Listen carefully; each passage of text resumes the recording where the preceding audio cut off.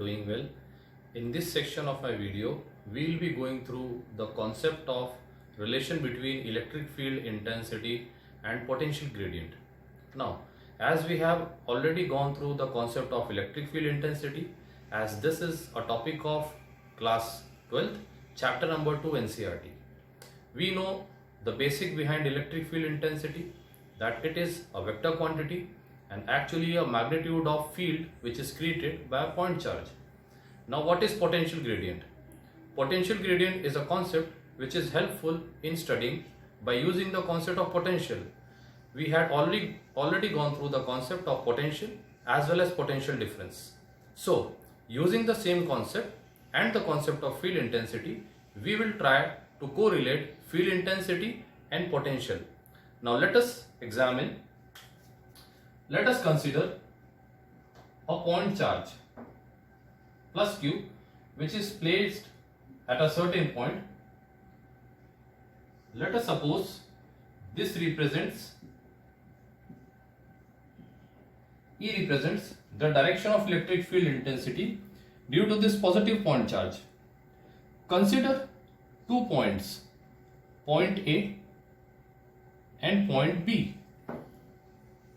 Let us suppose this distance AB is equals to dr. Now consider the 2 points A and B so close to each other that field intensity between these 2 points are uniform or similar.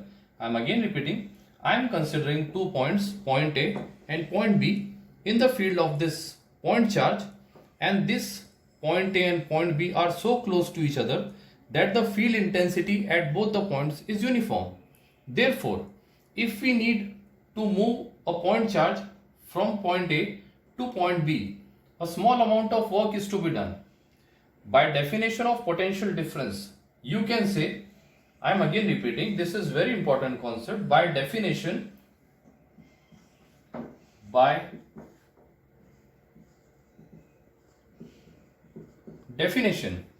potential difference between these 2 points dV is equals to work done in moving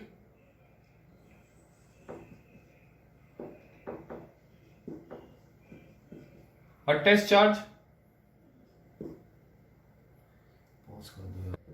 actually a unit test charge, from A to B. Therefore,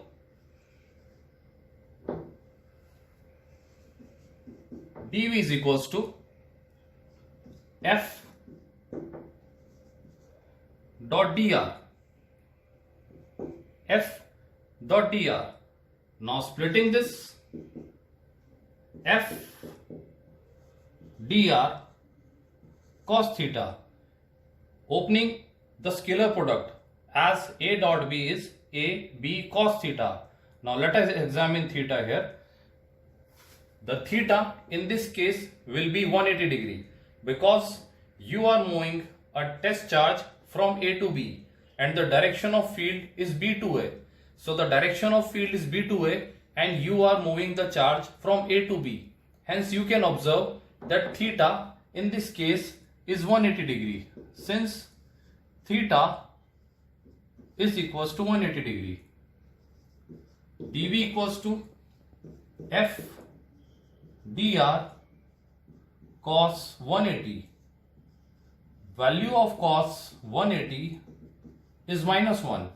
So you have dV equals to minus of F dot dr.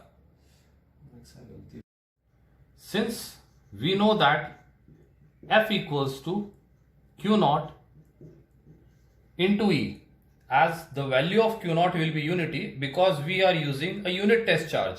Therefore, substituting the value, dV equals to minus E dot dr. Again, I am substituting the value of Q naught as unity because we are assuming a unit test charge.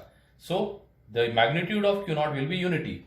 Substituting the value, you have dV is equals to minus E dot dr. Simplifying, E equals to minus dV by dr. This is the desired relation between electric field intensity and potential gradient.